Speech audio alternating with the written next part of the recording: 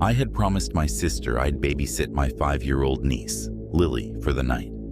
It was supposed to be an easy evening, just cartoons, some snacks, and an early bedtime. When I picked her up, she was all giggles and bouncing curls, clutching her stuffed unicorn, ready for a fun sleepover at my apartment. As I walked her up the stairs to my unit, I couldn't shake the feeling of being watched. My neighbor, Mr. Grayson, was leaning against his doorframe just a few feet away. He was in his usual stained hoodie, his greasy hair hanging in strands around his face. He didn't say anything, just stared at us, his eyes lingering on Lily, a little too long. "Evening," I muttered, ushering Lily past him and into my apartment. I locked the door behind us and tried to shake off the unease. Lily didn't notice anything. She plopped onto the couch and immediately asked for pizza. I smiled, grateful for the distraction. We placed an order and spent the next hour watching Frozen for the 100th time. When the Uber Eats driver texted that our food had been delivered, I glanced at the door. "Stay right here, Lily," I said, standing up. She nodded, too engrossed in Elsa's song to pay much attention. I checked the peephole before unlocking the door, just like I always did, and saw the telltale brown paper bag sitting on the floor. As I opened the door, I didn't even have time to react.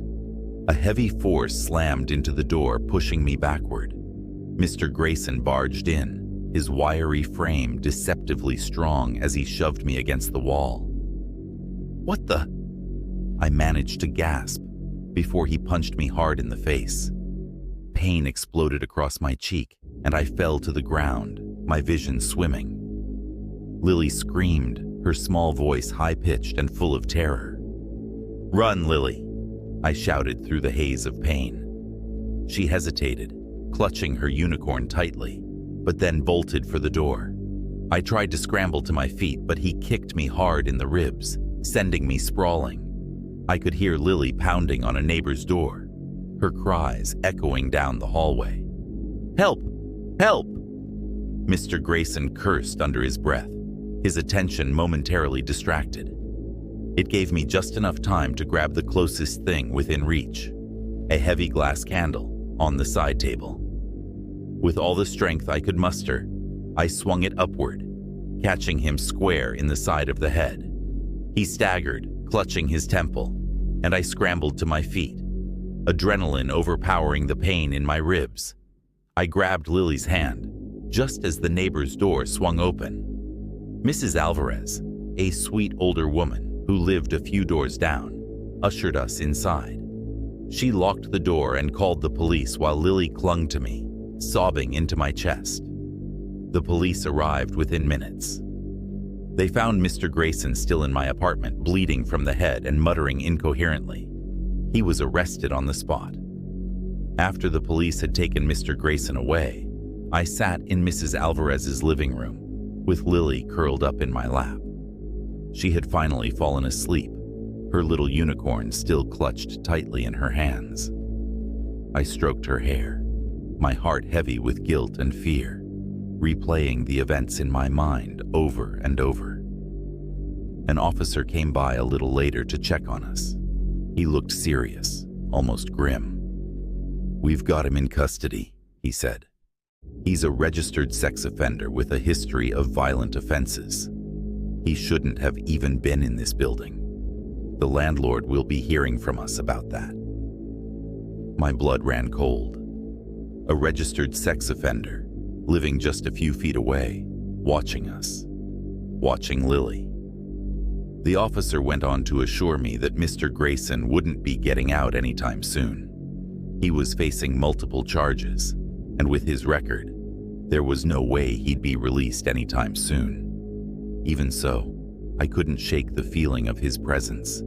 Every creak of the floor in the apartment, every flicker of a shadow outside the window, sent a jolt of panic through me.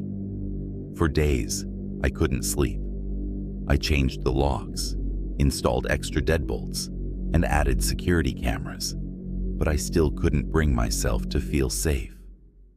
We never saw Mr. Grayson again. I moved out of that apartment a month later. But even in my new place, far away from that building, I can't shake the memories of that night, or the thought of what could have happened if Lily hadn't gotten away.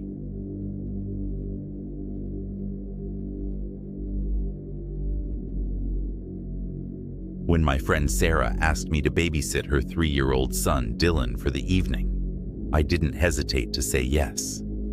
Sarah had helped me out countless times in the past, and Dylan was a sweet kid, polite, quiet, and not much trouble at all. I figured it would be an easy night.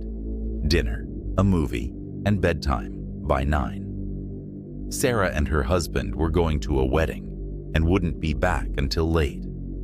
Their house was tucked in a quiet neighborhood surrounded by trees and silence.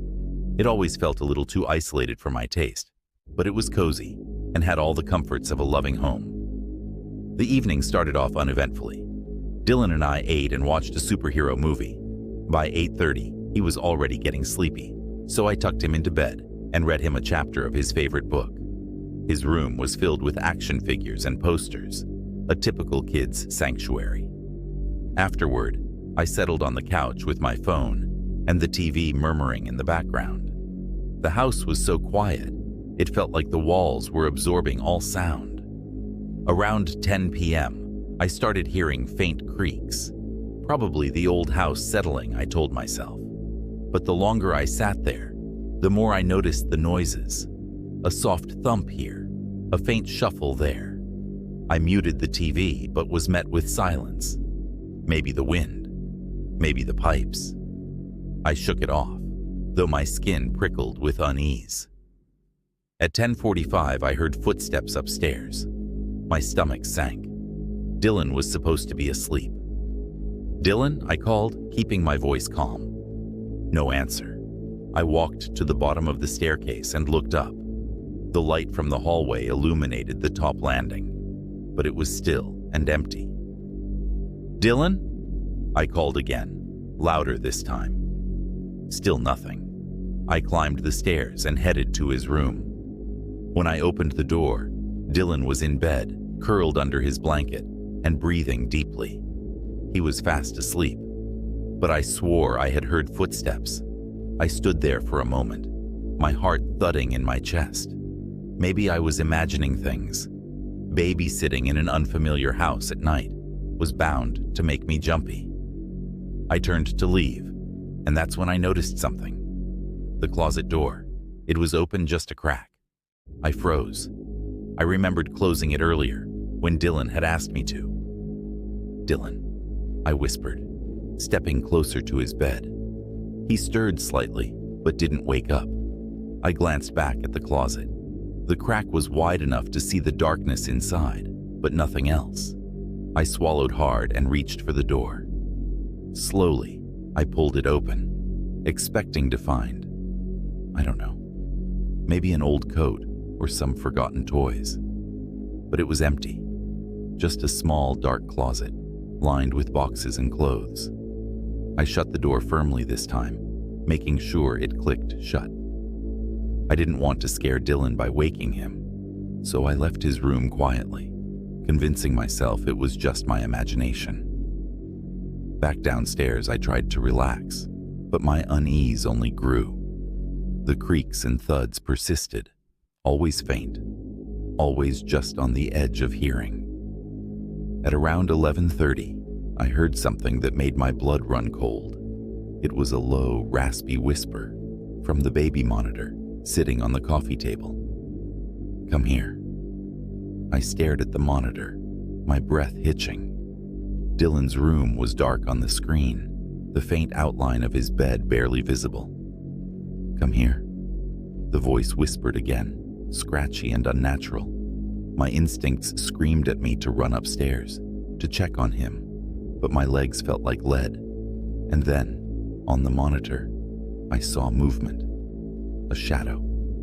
It shifted near the closet. I bolted upstairs, throwing open Dylan's door. He was sitting up in bed, tears streaming down his face. "Someone's in the closet," he whispered. I turned to the closet. The door was wide open, and the inside was pitch black. "I'll handle this, Dylan," I said, forcing calm into my voice. "Stay right there." I stepped closer to the closet, my hands trembling. The air felt heavier, colder.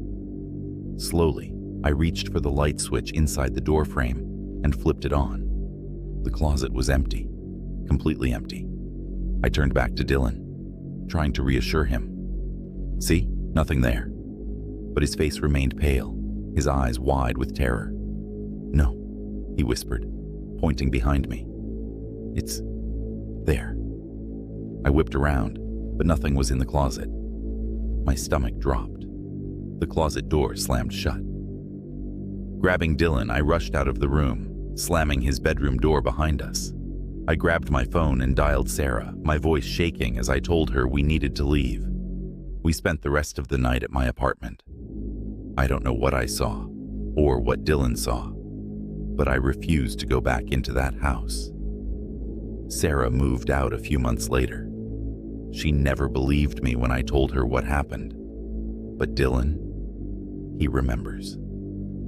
To this day, he refuses to sleep with his closet door open.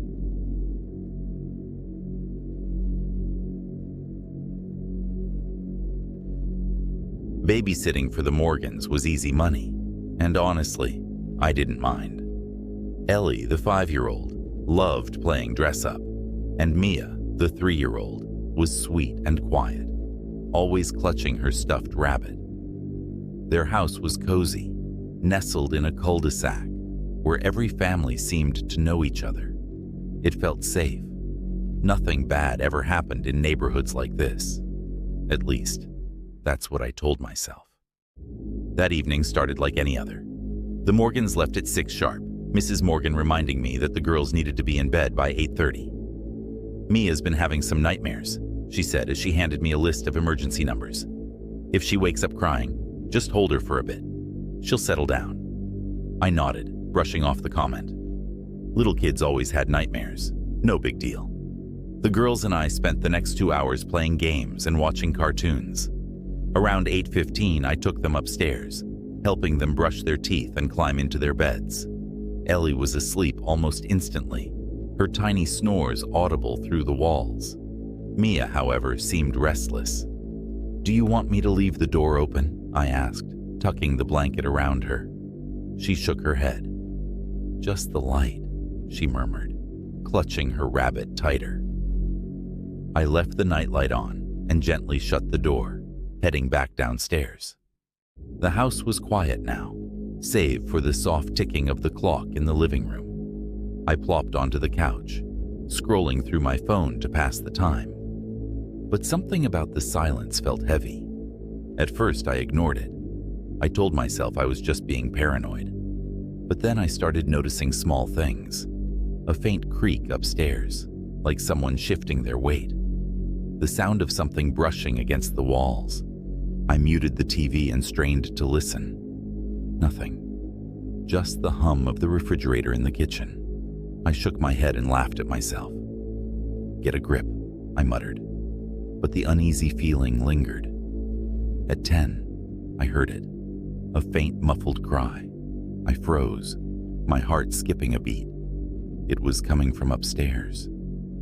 "Mia," I whispered to myself, setting my phone down and climbing the stairs as quietly as I could.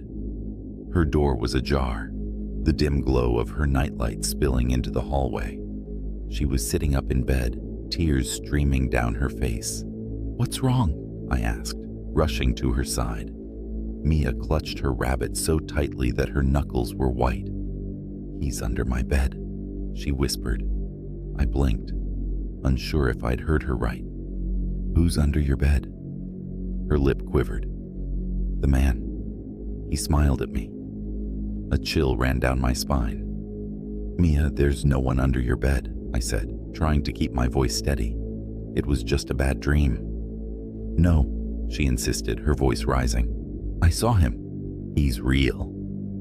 I swallowed hard, forcing a smile.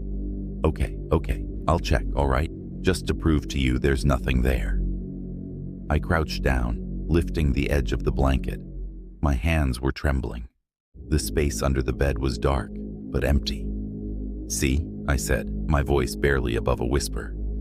Nothing there. Mia didn't respond.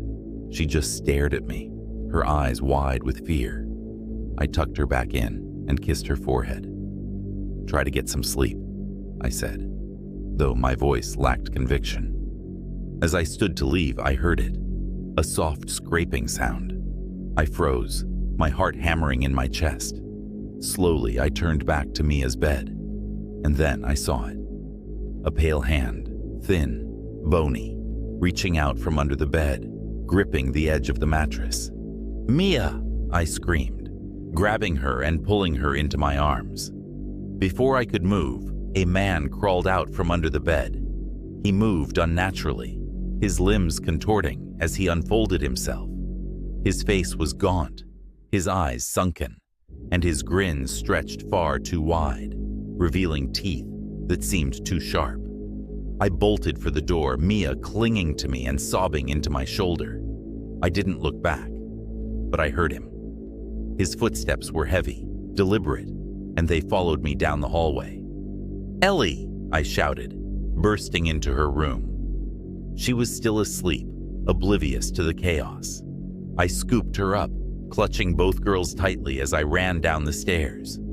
The front door was just ahead, but my shaking hands fumbled with the lock. I could hear him behind me, the slow scrape of his feet on the wooden floor. Finally, the lock clicked, and I flung the door open, racing into the night. We didn't stop running until we reached the neighbor's house. I pounded on the door, screaming for help. The neighbor, a retired cop, pulled us inside and called the police. When they searched the house, they found the back door wide open, and the curtains in Mia's room torn to shreds. The man was never caught. But to this day, I can still see that grin every time I close my eyes. I never babysat the girls again.